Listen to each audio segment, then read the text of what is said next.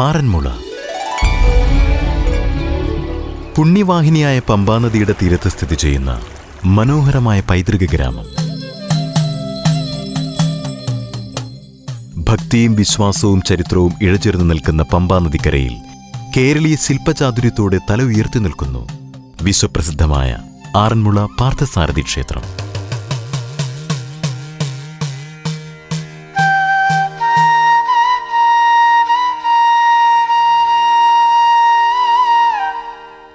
കേരളത്തിലെ ശ്രീകൃഷ്ണ ക്ഷേത്രങ്ങളിൽ വെച്ച് ഏറ്റവും വലിയ ശ്രീകൃഷ്ണ വിഗ്രഹ പ്രതിഷ്ഠയും ഏറ്റവും ഉയരമുള്ള കൊടിമരവും ആറന്മുള പാർത്ഥസാരഥി ക്ഷേത്രത്തിലേതാണെന്ന് വിദഗ്ധർ അഭിപ്രായപ്പെടുന്നു.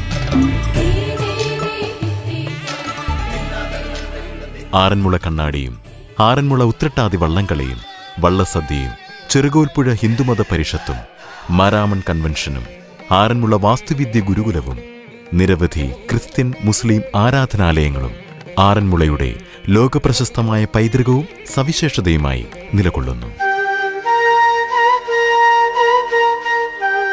ആചാരാനുഷ്ഠാനങ്ങളിലെ സവിശേഷതയും ഐതിഹ്യപ്പെരുമയും ചരിത്ര പശ്ചാത്തലവും കൊണ്ട് സമ്പന്നമാണ് ആറന്മുള ക്ഷേത്രത്തിലെ ചടങ്ങുകൾ.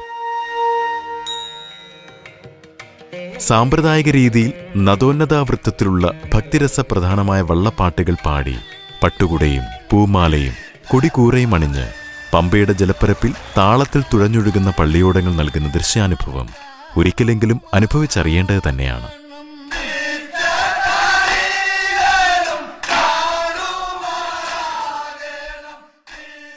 ആറന്മുള വള്ളംകളിയുമായി ബന്ധപ്പെട്ട് ആറന്മുള പാർത്ഥസാരഥി ക്ഷേത്രത്തിൽ നടക്കുന്ന പ്രധാന വഴിപാടാണ് വള്ളസദ്യ. വഴിപാട് നടത്തുന്ന ഭക്തൻ പള്ളിയോടങ്ങളെ അതത് കരകളിലെത്തി വെറ്റയും പുകയിലയും വെച്ച് ആചാരപരമായി വള്ളസദ്യക്ക് ക്ഷണിക്കുന്നു. ആറന്മുള ക്ഷേത്രക്കടവിലെത്തുന്ന പള്ളിയോടങ്ങളെയും കരക്കാരെയും ആചാരപരമായി സ്വീകരിച്ച് ക്ഷേത്ര കൊടിമരച്ചുവട്ടിൽ നിറപറ സമർപ്പിക്കും. തുടർന്ന് വള്ളപ്പാട്ട് പാടി ക്ഷേത്ര പ്രദക്ഷിണം നടത്തി വള്ളസദ്യയുണ്ണും. ഭഗവാൻ പാർത്ഥസാരഥി സദ്യ ഉണ്ണാനെത്തുന്നു എന്ന വിശ്വാസമുള്ളതിനാൽ സദ്യ ഉണ്ണാൻ വരുന്നവർ പാട്ടിലൂടെയോ ശ്ലോകത്തിലൂടെയോ ആവശ്യപ്പെടുന്ന എന്തു വിഭവവും വഴിപാടുകാരൻ നൽകണം എന്നാണ് വിശ്വാസം.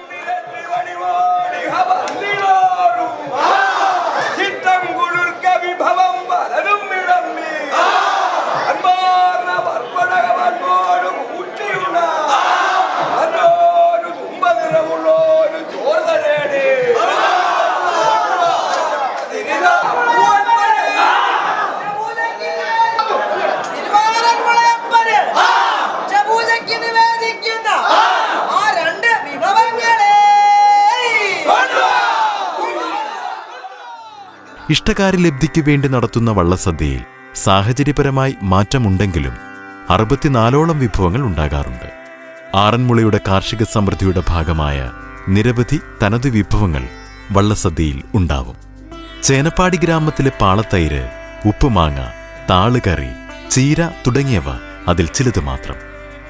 6 രസങ്ങളുമടങ്ങിയ വള്ളസദ്യയ്ക്ക് വിഭവങ്ങൾ വിളമ്പാൻ ഇലയിൽ പ്രത്യേക സ്ഥാനങ്ങളുമുണ്ട്. ഒടുവിൽ പള്ളിയോടത്തിനുള്ള ദക്ഷിണ സ്വീകരിച്ച് അനുഗ്രഹങ്ങൾ ചൊരിഞ്ഞ് യാത്രയാകുന്ന കരക്കാരെ ക്ഷേത്രക്കടവ് വരെ വഴിപാടുകാർ ഉപചാരങ്ങളോടെ അനുഗമിച്ച് പള്ളിയോടത്തിലേറ്റി യാത്രയാക്കുന്നതോടെ വള്ളസദ്യ വഴിപാട് സമാപിക്കുന്നു. Kerala social and cultural association ഈ പവിഴദ്വീപിൽ ആദ്യമായി തുമ്പപ്പൂ പൊന്നോണം 2015 ഭാഗമായി ആറന്മുള വള്ളസദ്യയുടെ അനുഭവം പരമാവധി ബഹ്റൈൻ മലയാളികളിലെത്തിക്കുവാൻ ശ്രമിക്കുകയാണ്. ഏവർക്കും വള്ളസദ്യ ആശംസകൾ.